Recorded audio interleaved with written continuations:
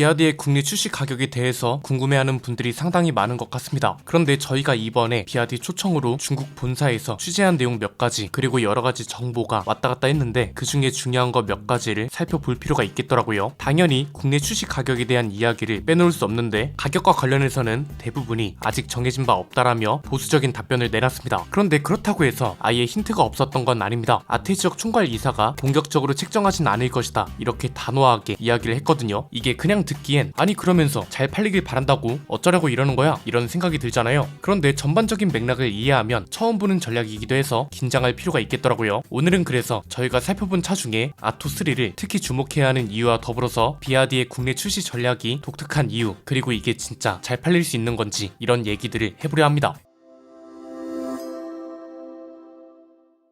일단 아토3가 어떤 차인지 간단하게 살펴볼까요? 그냥 저희가 보고 느꼈을 땐 이 차를 주력 모델로 내세울 것 같다, 내세워야 한다, 그래야만 한다 한마디로 표현하면 이렇습니다. 왜냐면 실은 가격이 상대적으로 높아서 중국 브랜드라는 수식어를 생각한다면 아직까진 경쟁력이 물음표고요. 돌핀은 경차에 가까워서 수요가 제한적일 수 있거든요. 그런데 아토3는 좋은 조건이 꽤 많습니다. 대부분의 인플루언서들이 가장 인상 깊은 차라고 이야기하기도 했고 무엇보다 비아디의 국내 출시 전략이나 실제 국내 소비자들 선호도나 활용 범위를 보면 가장 적합한 차라는 생각이 들거든요. 우선 전략 얘기는 뒤에서 자세히 살펴보도록 하고요. 전체적인 제원 수치를 보면 니로 EV보다 조금 더 크다고 생각하시면 됩니다. 길이, 너비, 높이, 휠베이스 등 모든 수치가 니로 EV보다 큽니다. 그냥 차 크기로 따지면 니로와 소렌토 사이에 있는 차라고 생각하시면 될 것 같습니다. 첫 인상은 전기차가 맞나 싶은 외관이 눈에 띄었습니다. 이 차를 처음 봤던 건 홍콩에 여행을 갔을 텐데 이 당시 홍콩에서도 상당히 많이 돌아다니고 있었고 가까이서 디테일하게 본 건 저희 스포일러 팀 모두 이번 중국 출장이 처음이었습니다. 그냥 솔직히 말하면 실 같은 차들보다 만족스러웠습니다. 가격은 상대적으로 저렴한데 마감이나 디테일은 오히려 더 나았다고 해야 할까요? 그래서 이 차는 와 너무 좋은데 이 정도는 아니더라도 생각보다 괜찮은데 까지는 충분히 가능할 거라고 본다는 거죠. 이 대목에서 살펴봐야 할 게 왜 하필 아토3를 주력으로 밀어야 할까 내지는 한국에서 잘 통할까인데 간단합니다. 첫째, 니로와 소렌토 사이에 SUV라는 점이 큽니다. 이 소리는 즉 활용 범위가 넓다는 거고요. 그렇다는 건 개인 구매자들 뿐 아니라 회사 단위 구매자들한테도 적합하다는 거죠. 이게 중요한 이유는 뭐라고 했었죠? 비아디가 어느 정도 생각하고 있는 전략과 맞아떨어진다는 게 가장 컸죠. 개인 구매자들 뿐 아니라 택시나 렌터카 사업 쪽을 건드리고 점유율을 확 끌어올리면서 자연스럽게 사람들이 비아디 차를 경험할 수 있게 한다는 전략을 강조했다고 했잖아요. 물론 이걸 직접적으로 언급하진 않았지만 전체적인 맥락이나 키워드가 그랬다는 거고요. 둘째, 가격이 상대적으로 저렴하다는 것도 중요합니다. 중국에서 2,200만원 정도 하는데 중국은 구매 보조금이 없습니다. 그리고 우리나라는 중국 입장에선 해외 시장입니다. 이걸 감안한다면 우리나라에선 그냥 1,200만원 정도 비싸다고 예를 들어보자고요. 이러면 보조금 제외 가격이 3,500만원 정도 됩니다. 원래는 평균 보조금이 900만원 정도 하는데 LFP 배터리를 쓴다는 이유로 보조금이 삭감된다는 것도 감안한다면 평균 700만원 정도로 생각하면 되지 않을까 싶습니다. 그럼 실구매 가격은 대략 2,800만원 정도가 되는 거죠. 물론 이거보다 보조금이 더 안 나온다면 아예 표시 가격 자체를 낮출 가능성도 높고요. 중국처럼 2,000만원 초반까지는 어렵더라도 2,000만원 중반 내외에는 충분히 가능하지 않을지 그리고 이 정도는 돼야 잘 팔릴 거라는 게 중론입니다. 이게 뭐 가격이 저렴하기 때문에 많이 팔릴 거다 단순히 이런 해석은 아닙니다. 가격이 저렴하기 때문에 상대적인 기대치가 낮아진다. 더 정확하게 말하면 평가 기준이 낮아진다는 게 가장 중요한 포인트라고 말씀드렸잖아요. 그런데 동시에 아토3가 눈에 보이는 품질 같은 건 가장 만족스러웠던 차였고 즉 평가 기준이 낮아진 상태에서 가장 나았다고 평가받은 차가 주력으로 나온다면 전반적인 만족도가 좋게 나오는 건 자연스러운 일이란 거고 이게 굉장히 중요하단 거죠. 셋째, 활용 범위가 넓고 가격이 저렴하기 때문에 비아디가 말한 전략과 맞아떨어진다는 것도 큽니다. 앞에서 잠깐 언급한 것처럼 개인 구매자들이 많이 사도록 하겠다는 것보다 한국 소비자들이 비아디 차와 전기차를 많이 경험하게 하겠다는 게 메인이었습니다. 이 말은 결국 택시나 렌터카 사업을 염두에 둔 발언일 수 있다고 해석해드렸고 이건 택시나 렌터카 사업자한테는 너무 좋은 선택지가 되는 거죠. 저렴하고